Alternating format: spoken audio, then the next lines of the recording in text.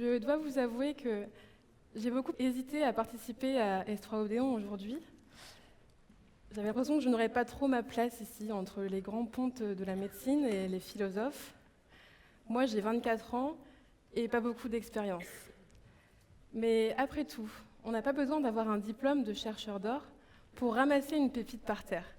Il faut juste avoir les yeux grands ouverts. Alors je suis venue ici pour vous montrer ma pépite. Je l'ai ramassée entre un Bécher et un Erlenmeyer. Je fais ma thèse en chimie organique et ça fait 2 ans maintenant que j'accueille au laboratoire des lycéennes. Elles viennent passer une semaine avec moi pour voir de leurs propres yeux qu'est-ce que ça veut dire être chercheur. Elles ne connaissent rien à la chimie.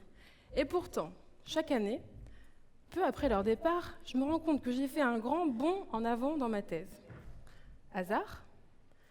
Je crois bien que non. Ces jeunes filles sont très curieuses, alors elles passent la semaine à me bombarder de questions. Des questions que je ne me suis pas posées depuis des années. À quoi elles servent tes recherches ? Comment elle marche en fait cette machine ?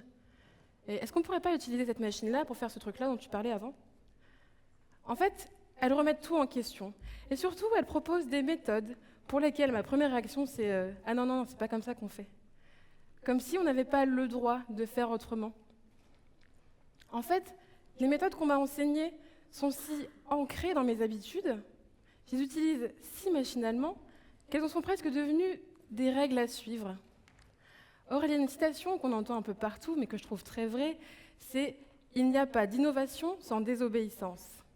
Et le meilleur moyen de désobéir, c'est d'ignorer les règles. Puisqu'elles ne savent pas comment on fait, mes lycéennes inventent des nouvelles manières de faire. Et souvent, leurs idées sont très innovantes et très pertinentes. Grâce à elles, j'ai commencé à me dire que le savoir, que j'ai toujours considéré comme un super pouvoir, pouvait aussi être un frein à ma créativité, une espèce de frontière qui délimite le champ de mon imagination. Mais les novices, eux, sont libres. Suite à ces stages, j'ai réalisé que les idées les plus disruptives viennent très souvent des personnes les moins expérimentées. Et elle est là, ma pépite d'or. J'ai découvert le pouvoir de l'ignorance. Alors moi, en dehors de la chimie, ce qui m'intéresse en général, c'est la santé. Si j'ai commencé une thèse en chimie, c'était pour inventer de nouveaux médicaments. Mais la recherche fondamentale, c'est long, c'est loin de l'application. Parfois, j'aimerais vraiment pouvoir travailler sur des sujets plus concrets, comme par exemple améliorer le quotidien à l'hôpital. Justement, il y a quelques mois, j'ai eu l'occasion d'organiser avec des amis un hackathon sur ce thème. Je vois, il y a un monsieur là-bas qui s'est tourné vers son voisin, qui lui a demandé un hacka quoi ? Un hackathon. C'est un événement qui rassemble des inconnus qui vont travailler ensemble pendant un week-end sur des projets innovants. Pendant 48 heures, ils vont développer une idée, créer un business model, s'entourer de mentors, et à la fin, ils vont pitcher en 3 minutes leur idée devant un jury. Il y a 2 ingrédients essentiels dans la recette du hackathon. Le premier, c'est l'intelligence collective. Et le second, c'est la contrainte de temps qui va stimuler la créativité. Avec mon équipe, on a un 3e ingrédient secret. C'est une immersion sur le terrain. On a pris certains participants et on les a envoyés à l'hôpital pendant 3 jours. Et on a fait exprès de choisir ceux qui étaient les moins familiers avec le milieu hospitalier. On leur a donné une mission, mener l'enquête, observer, interroger et noter toutes les choses qui compliquent la vie des patients, des médecins, des infirmiers, etc. J'ai l'intuition que ces personnes qui ne connaissent pas le milieu hospitalier vont pouvoir mettre le doigt sur certaines pistes d'innovation qui échappent encore aux premiers concernés.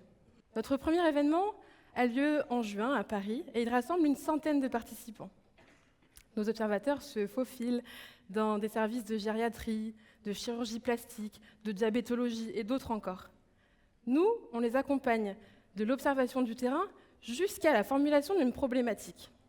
Et ensuite, pendant le week-end de hackathon, ils forment une équipe pluridisciplinaire et réfléchissent ensemble à une solution originale. Et là, il est crucial d'inclure dans les équipes ceux qui savent, les soignants, les patients. Car si les novices nous aident à sortir des chantiers battus, il nous faut aussi une boussole pour éviter de se perdre dans la forêt. On veut des idées innovantes, oui, mais également réalisables. Et même faciles à réaliser, sans plusieurs années de recherche et développement ensuite. D'où notre nom, l'hôpital, contraction entre low-tech et hôpital. Alors parmi nos lauréats, on a eu plein de projets super. Par exemple, une application qui permet le suivi des personnes âgées diabétiques par téléphone.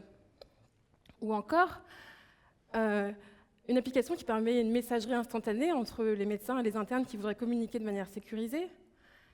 Un service un peu hybride entre un lavomatique et Blablacar à l'hôpital pour permettre aux patients isolés de faire leur lessive par des particuliers. Et plein d'autres projets autour, par exemple, de l'angoisse de la salle d'attente ou encore des alarmes d'urgence qui retentissent sans cesse de les infirmeries. 3 mois plus tard, 3/4 des projets ont continué, souvent avec le soutien de l'hôpital d'accueil ou des mentors. Nos Lopiters, c'est comme ça qu'on appelle nos participants, quel que soit leur domaine d'études, que ce soit ingénierie, business, santé, design, sciences sociales, ont tous proposé des idées inédites qui peuvent avoir un fort impact sociétal. Encore une preuve qu'il n'y a pas que ceux qui font autorité dans un domaine qui peuvent avoir de l'or entre les mains. Je voudrais conclure avec une citation de Claude Bernard qui dit « C'est ce que nous pensons déjà connaître qui nous empêche souvent d'apprendre.